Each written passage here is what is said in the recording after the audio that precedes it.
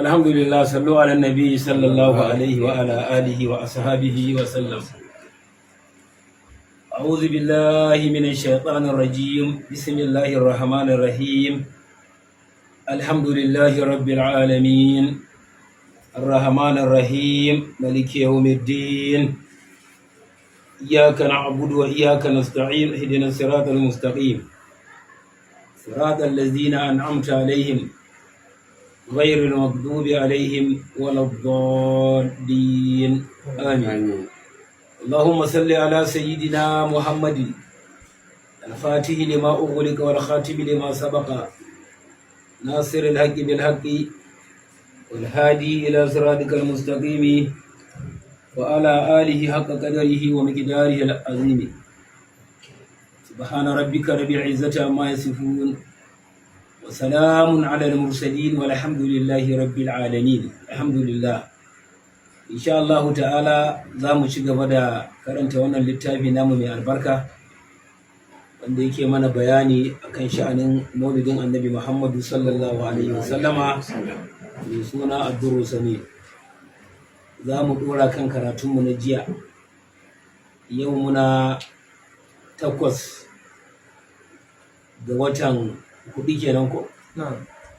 Hijira ta Annabi Muhammadu sallallahu alaihi wa sallama 1447 wanda yi daidai da 29 ga watan 9 miladiya 2025.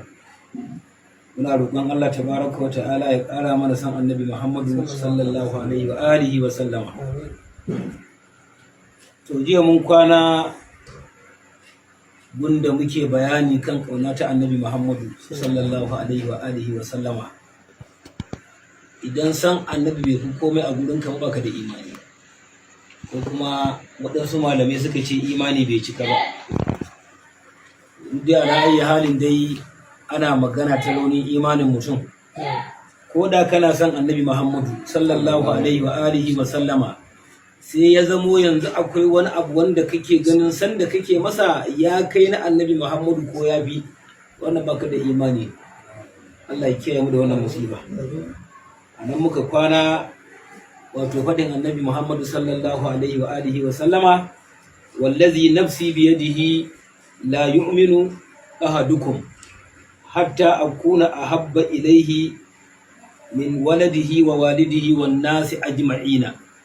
Anan muka kwana, wanda ruwaya ce ta Bukhari. Za mu ci gaba da kashi na biyu. Wannan kashi na ɗaya ne in mun saurari abin da muka faɗa jiya.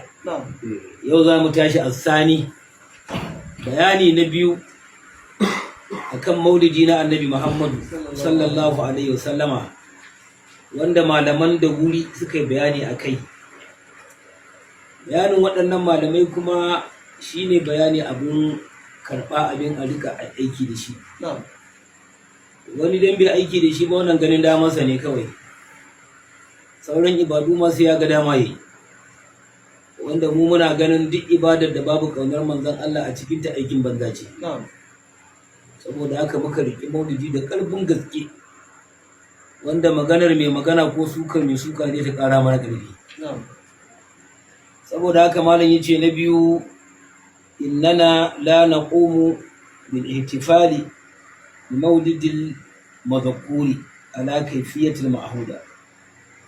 Shine ko ladaina mimma nasat alaihi shari'atu sarahatan kama huwa sha'nu salati was sawmi wa ghayrihima. Malam yace na biyu, dalili na biyu wanda mai hankali da kuma wanda yake da fahimta ta addini cewa ba ma tsayawa kan wannan taro, ba mun ce muna yin wannan haɗuwa ta maulidin Annabi Muhammadu sallallahu alaihi wasallama wanda muka ambata a baya cewa a yi shi babban alkhairi ne a cikin addini. To mun sani cewa ba muna yin wannan abu bane bisa wata kaifiya da aka sabar da mu a kanta, wato kaman yadda shari'a ta karantar a fili ta ce a yi sallah ba shari'a ta gaya mana mai sallah mai azumi mi zakka ba to shi sha'anin maulidin manzon Allah sallallahu alaihi wasallama idan wannan kake nema ba za ka samu ba. Shi imani ne da kaunar sallallahu ta'ala alaihi wa alihi wasallama yake jawo ka yin shi wannan taro na annabi Muhammadu sallallahu alaihi wasallama, da kuma dalilai da aka yi ciro su daga cikin alkur'ani da hadisai na annabi Muhammadu sallallahu alaihi wasallama, wanda kai tsaye suke nuna maka wannan aya ko wannan hadisi tana kwaɗaitar da kai haɗa jama'a ku taya juna murna saboda annabi Muhammadu sallallahu alaihi wa sallama. To wannan kashi na biyu abin da zai kawo mana kenan. Amma idan kana so ka ganshi wato nassi wanda yake sarahatan a fili haka, to wannan ba za ka samu ba. Harka ce ta imani da ƙauna ta annabi Muhammadu sallallahu alaihi wa sallama. Saboda haka yace ma kama huwa sha'anu salati wa saumi wa ghairihima, kamar yadda lamarin sallah aka karantar da mu ko a cikin alkur'ani da hadisai ingantattu da ijma'i na malamai, haka nan sha'anin azumi da waɗansu waɗannan ibadu wanda nassi ne a fili wanda duk musulmi ya san su ko kuma an karantar da shi ya fahimce su. To sai aka ce to shi maulidi ba kama haka bane, illa annahu laysa ma yamna'u min zalika, sai dai wato ba yadda za a yi wani malami ko wani mai fahimta ya zamo ya hana haɗuwa don yin maulidi ko nuna murnar maulidi ta annabi Muhammadu sallallahu alaihi wasallama. Ya annal ijtima' ala zikrillahi was salati ala nabi sallallahu alaihi wasallama wa nahwu zalika min wujuhil khairi mimma yanbaghi al-i'tina'u bihi kullama amkana, la siyama fi shahri maulidihi sallallahu alaihi wa alihi wa sallam. Malam yace ka sani fa haɗuwa da al'umma za su yi don su ambaci Allah ko kuma yi wa annabi Muhammadu sallallahu alaihi wa alihi wa sallama, mutane su haɗu su gangami su gungu suna zikiri, ko kuma su haɗu suna yi wa annabi Muhammadu sallallahu alaihi wa alihi wa sallama yi mai salati, to wannan babu wani kokonto ko wani shakku, wannan ayyuka na zikiri da haɗuwa ayyu annabi Muhammadu sallallahu alaihi wa sallama, ma da yace min wujuhi da khairi, yana daga fuska ta alkhairi, yana daga fuskoki na alkhairi, mimma yanbaghi al-i'tina'u bihi, yana daga abin da ya dace ya kamata a kula ta da su ma kullama amkana, duk lokacin da aka samu dama, la siyama fi shahri maulidihi sallallahu alaihi wasallama, ballantana ma a ce watan da aka ce an haifi manzon Allah sallallahu alaihi wasallama, ba wai zancen watan Rabi'a warko, kowane lokaci inda an samu dama. Saboda haka ne kake kallon zawuyoyi kullum ake yawan karanta ishiriniya, irin su hamziya, alburda, diwani da sauransu, da irin su kitabu shifa, duk ana yin maulidin manzon Allah ne sallallahu alaihi wasallama dan a karantar da mutane, a wayar da kansu, a sanya musu kaunar annabi Muhammadu sallallahu alaihi wasallama a zukatansu.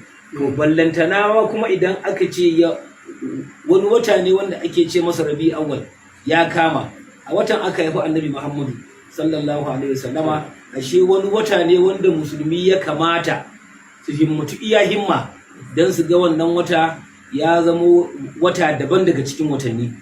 Domin menene? A tattara komai da komai a me da shi kawai tunatar da mutane shugaba sallallahu alaihi wa alihi wasallama. Yace fallahu subhanahu qad bayyana anwa'an min al-ijtima'ati an-nas ko wa ashkaliha. Yace hakika Allah subhanahu wata'ala ya bayyana nau'uka daban-daban, nau'i daban-daban wanda Allah tabaraka wata'ala ya bayyana na daga taron mutane da suke yi, kuma yama wato ainihin kamanta taruka din a cikin alkur'ani. Wato Allah subhanahu wata'ala ya yi bayanin taro a cikin alkur'ani ko ya kuma bayyana shakali na wannan taro. Akwai taro mara kyau, akwai mai kyau.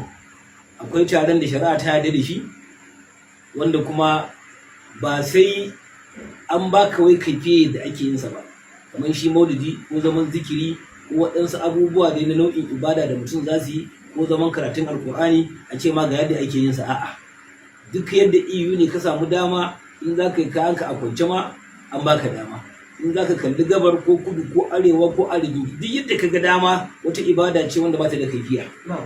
Kuma Allah tabaraka wa ta'ala ya bayyana mana dukkan tarika a cikin alkur'ani, ya gaya mana masu kyau, ya kuma gaya mana tarikan da ba su da kyau, kuma kowanne ya jimlace shi ne kawai ya faɗi.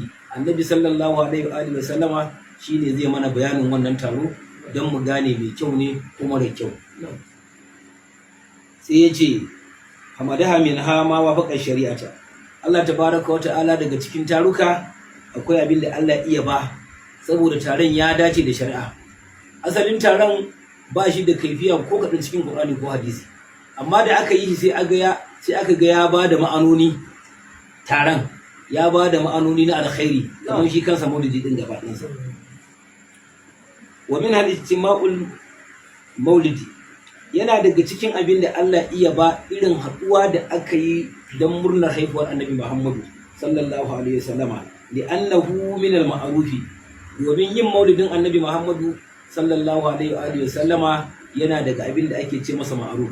Ma'rufi ku shine kyakkyawan abu wanda shari'a ta yaba, ko wani alkhairi, dai wani abin da ya zamo Allah tabaraka wa ta'ala ya magana akan samun ladansa, sai aka yi wannan abin, sai aka duba, sai aka ga lalle wannan abin cikinsa ayyuka ne na alkhairi a baje a ciki.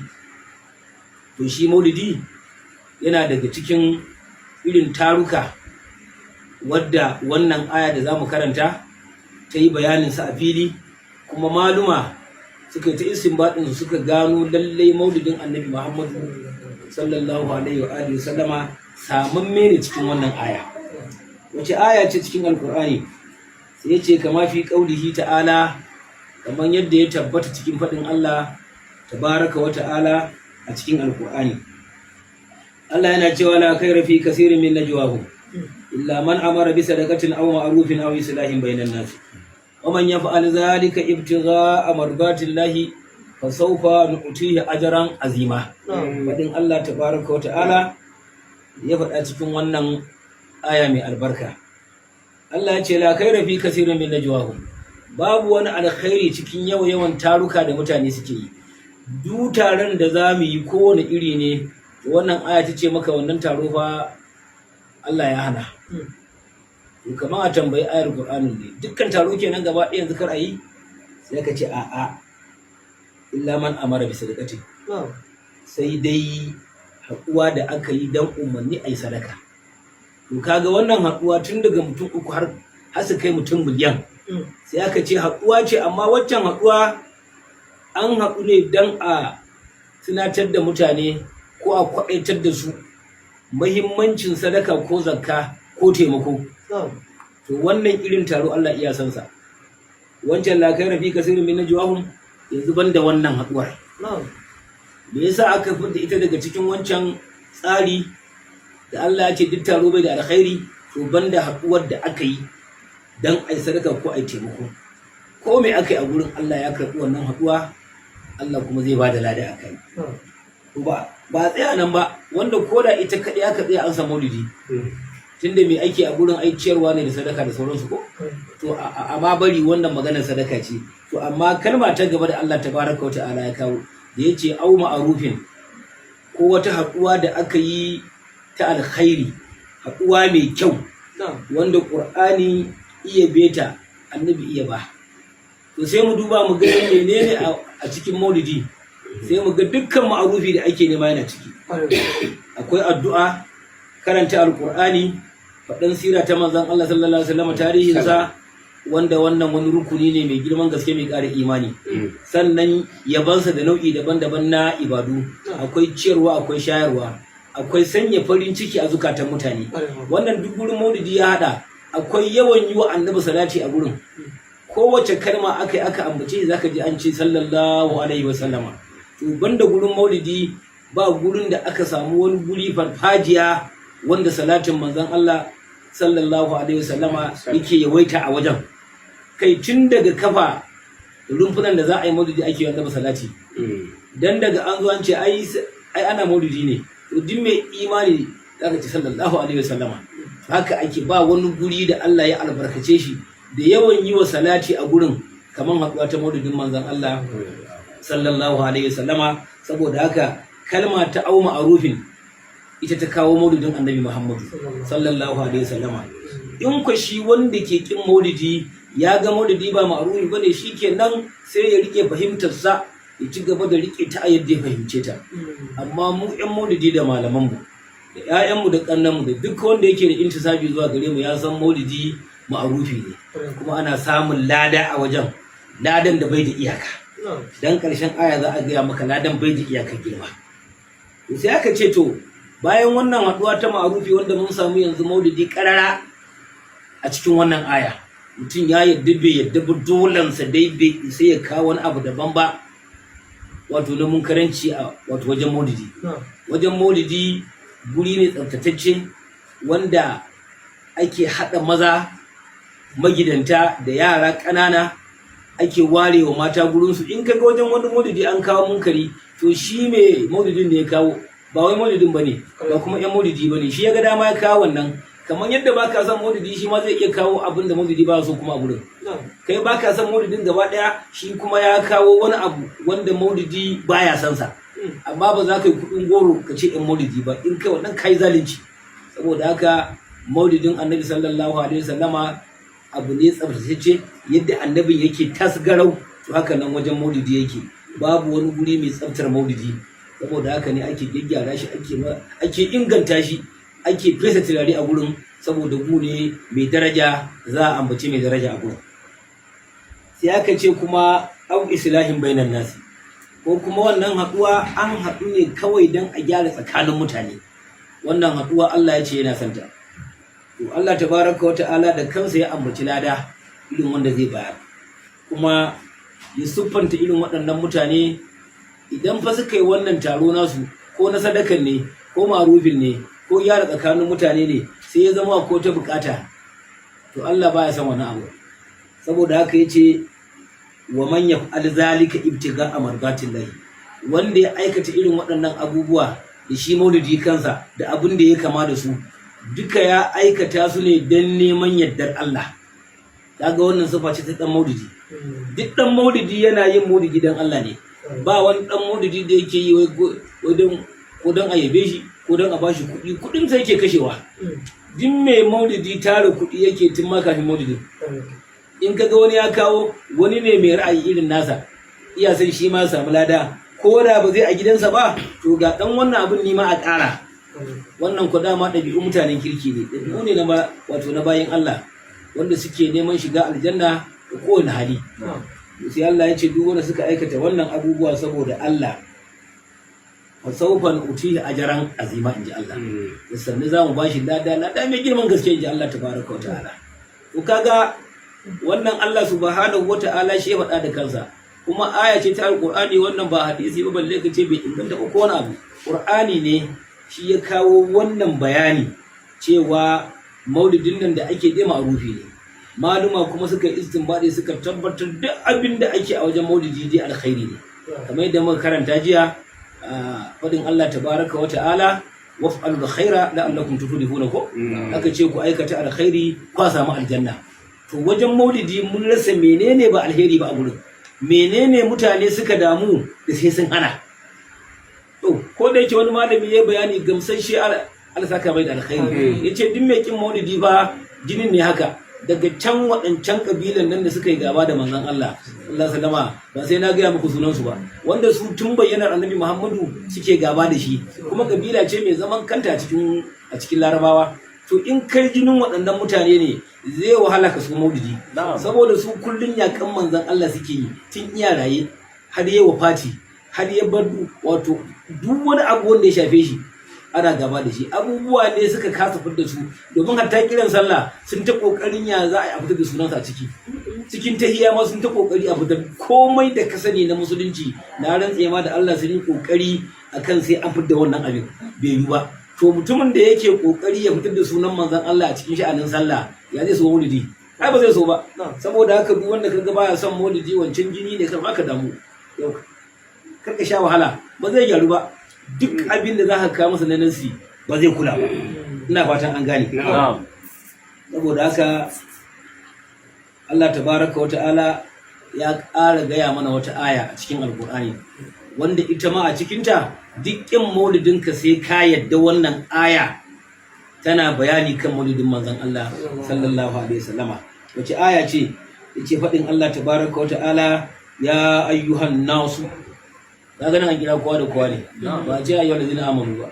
Ya ayyuhan nasu, ya ku mutane gaba ɗayan ku kenan, da kafiran da munafukan da musulmin da masu imanin kwarai din, da koma wane ne, yahudi ne kai, ba nasare ne kai, kana da cikin wannan kira.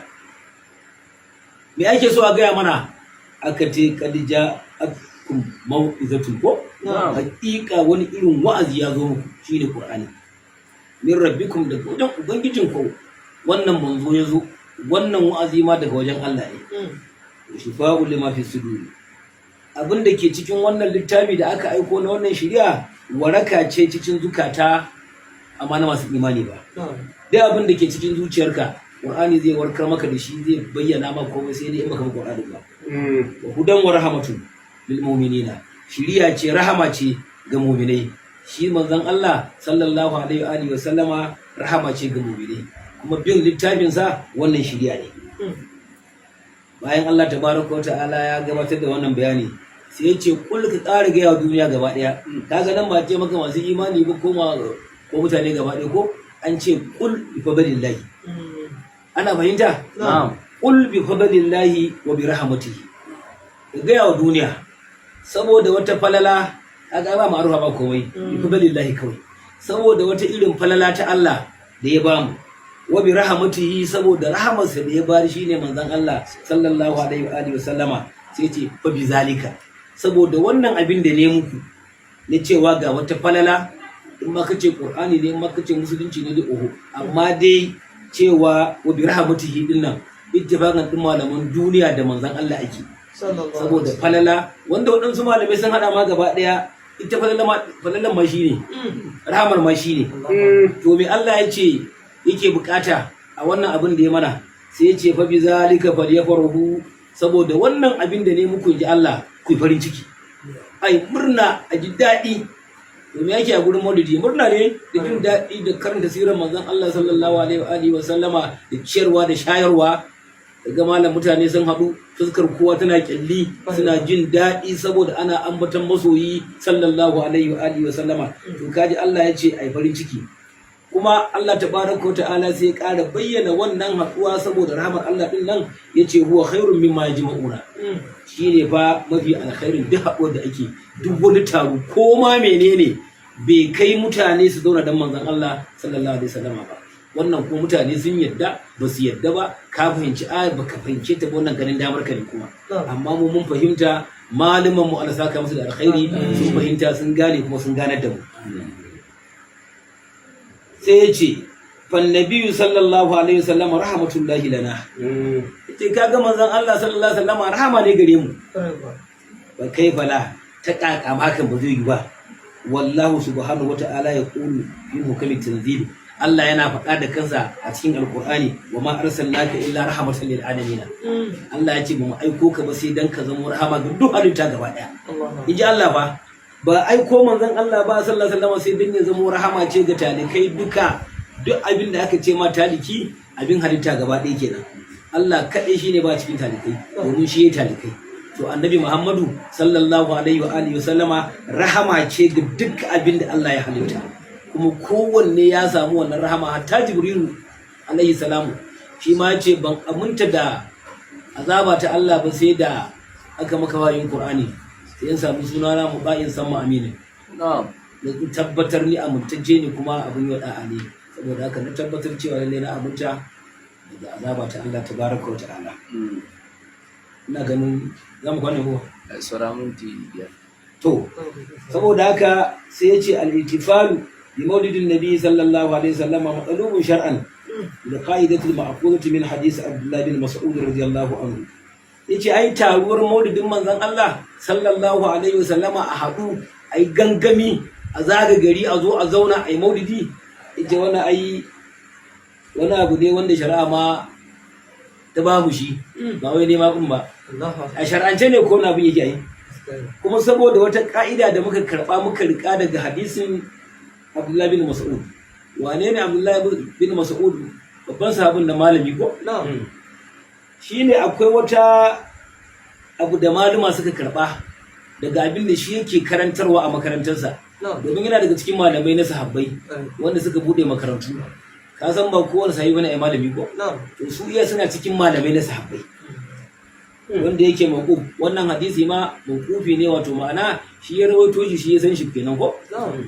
Me yake faɗa yake cewa ma ra'ahul muslimuna hasanan fa huwa inda Allah hasanun wa ma ra'ahul muslimuna qabihan fa huwa inda Allah qabih.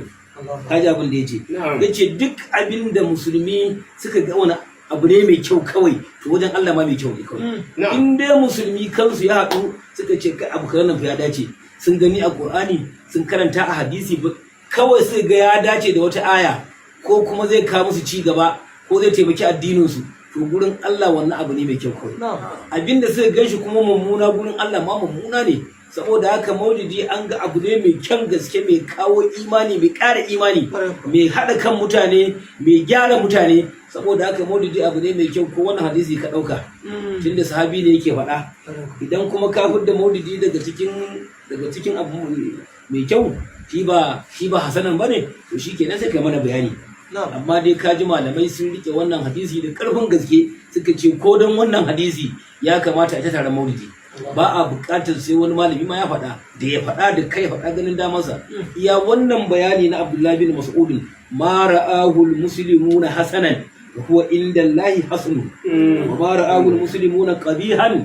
fa huwa inda Allahi qabihun kuma riwaya ce ta akhrajahu Ahmad bin Hanbal shi ya fidda wannan hadisi shi ma yana gadara da shi wajen kafa dalilai da yake ayyuka da yawa abubuwa da yawa wannan hadisi a cikin musulunci ya taimaka musu saboda haka kai mai kin maulidi sai ka tiki kayanka sai ka ga dama ka ga zaka iya wa'ansu annabin suka kima a zahiri dan ka ki haduwa dan shi wannan ka ga dama mu ila yawmul qiyamah sai dai mai ta karuwa saboda haka mai kin maulidi wanda ya gyara zo ya maulidi in yana so ya mutu kan imani na kwarai kare tsaya wasa balle a tafi a bar shi mun gode alhamdulillah sai ka rasa ma miye dabarar mutum ma yakin maulidi sai ka ta tunani ka ga wannan wai ai ko ba ce ma makin man wato manzalla bane ka makin manzalla ne saboda babu dalili haɗuwa fa aka ce annabi Muhammadu ake so a wajen ana yi mai salati ana karanta tarihinsa sai ka ce ba za a yi ba kyau bid'a ne ai shi annabin bai yi ba to in dai kana neman